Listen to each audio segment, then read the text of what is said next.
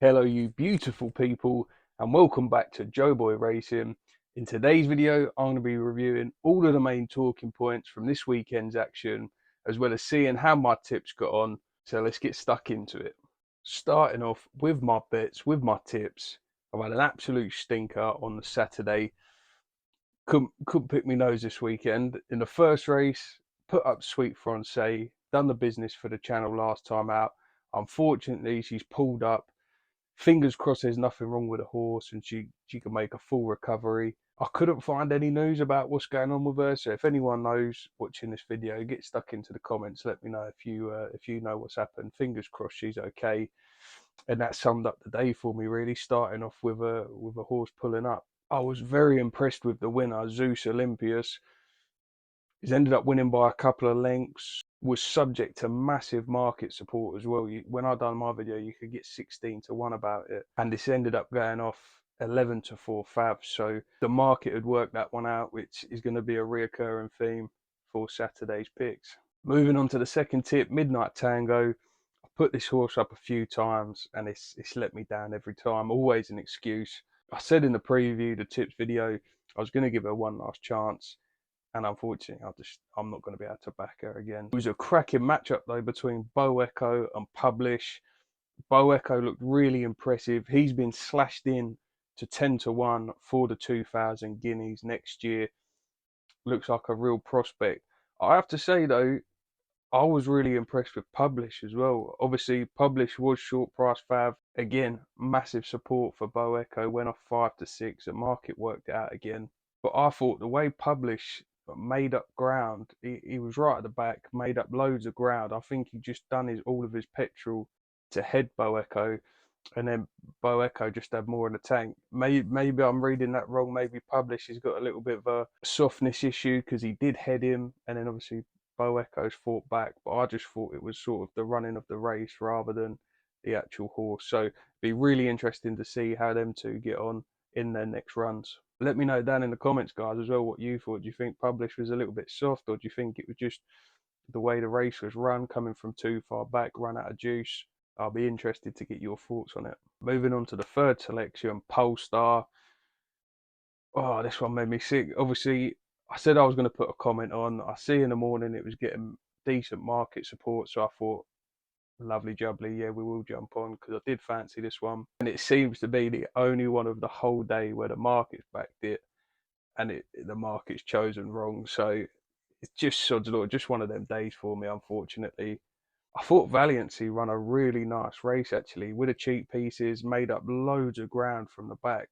Seemed to really do the trick, those cheap pieces.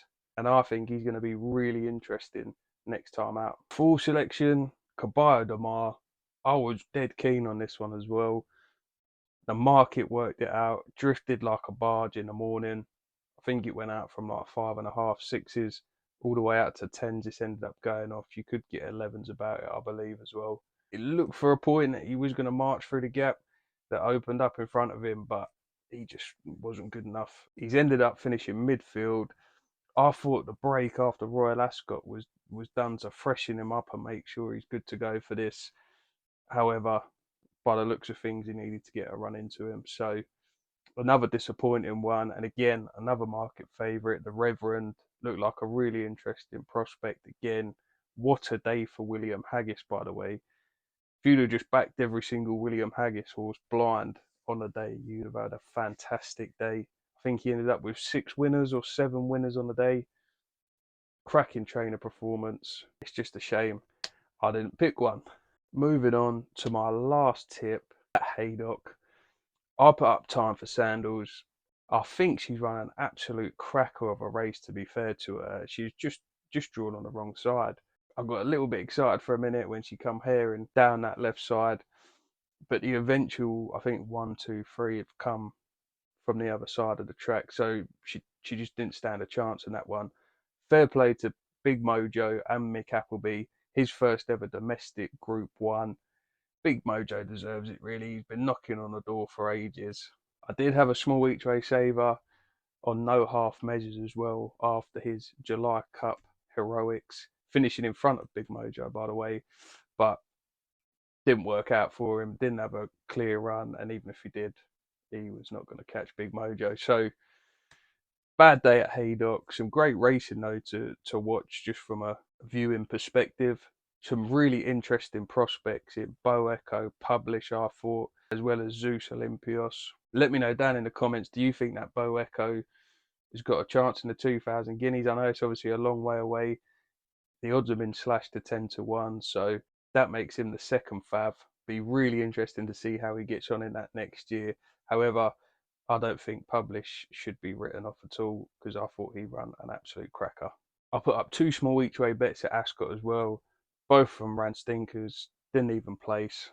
And that summed up just what was a bad day for me, really, in general. Having had that bad day, though, it did save me from having any bets on Sunday because I've learnt from experience when you're that badly out of form, you're better off just keeping your powder dry, taking some time to analyse things, see where you went wrong, and then go again next weekend.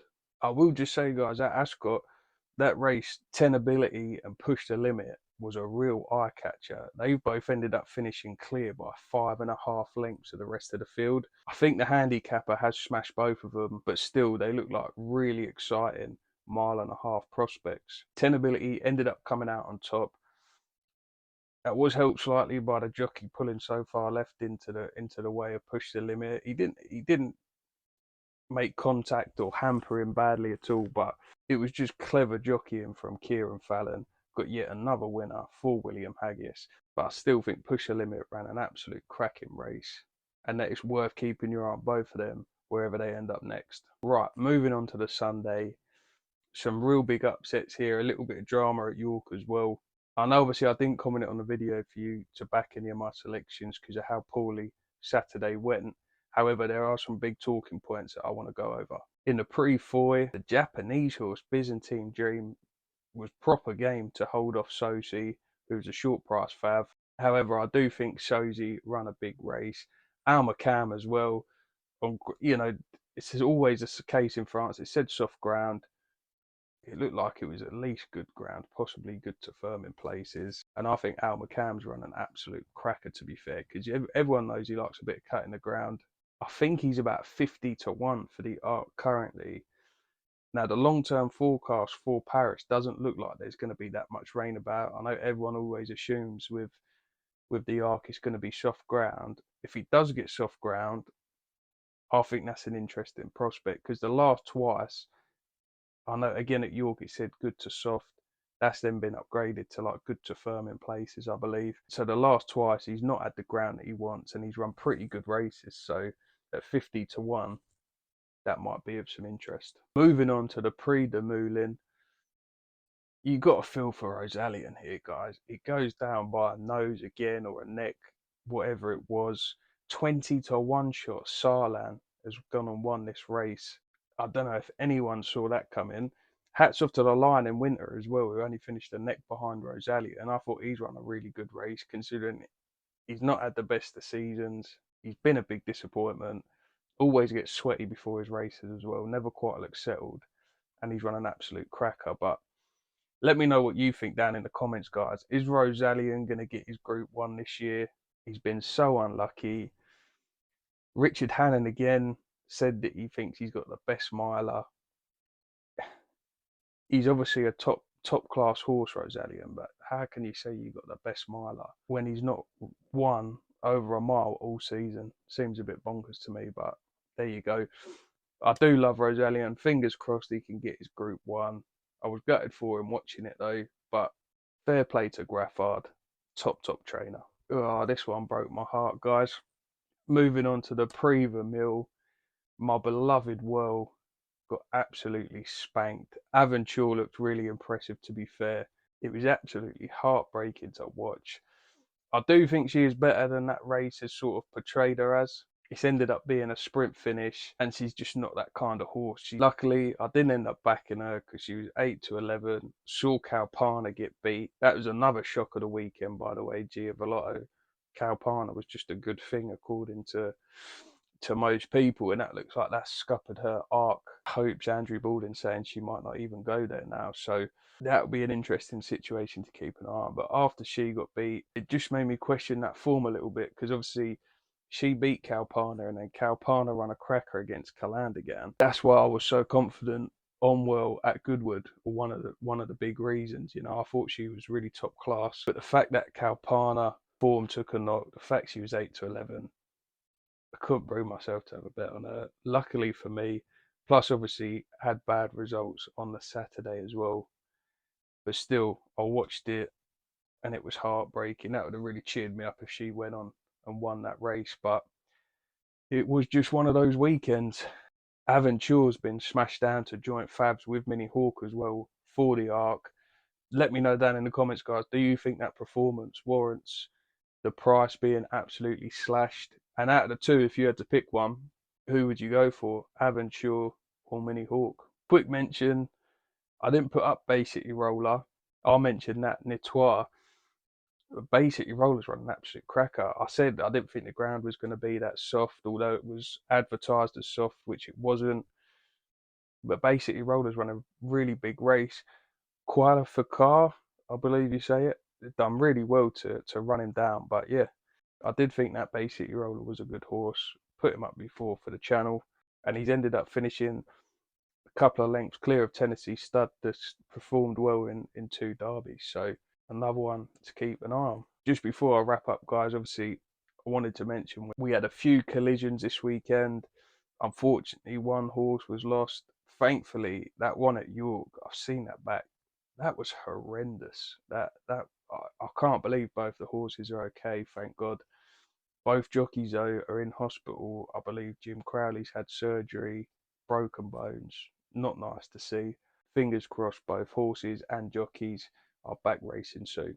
So that's my review of all the weekend's action, guys. Obviously, no luck at all with Saturday's selections. Had a stinker. Just one of them days for me where nothing went right. But we've got plenty of racing to look forward to this weekend. Top class racing, the St. Leger, the Irish St. Leger, Irish Champion Stakes, amongst other Group 1s. So I will be doing my previews, plus my bets, my tips as well. And fingers crossed we can promptly bounce back. As always, people, get stuck into those comments. Let me know who you thought performance of the weekend was. Let me know if you had any winners. Let me know if you think Rosallion is going to get that elusive Group 1 this year. Or is she always just going to be that bridesmaid of a horse this year? Big thank you, guys, for all of your support. As always, all of your comments, all of the subscribers, all of the likes, all of the views. I really appreciate it. And as always, happy punting.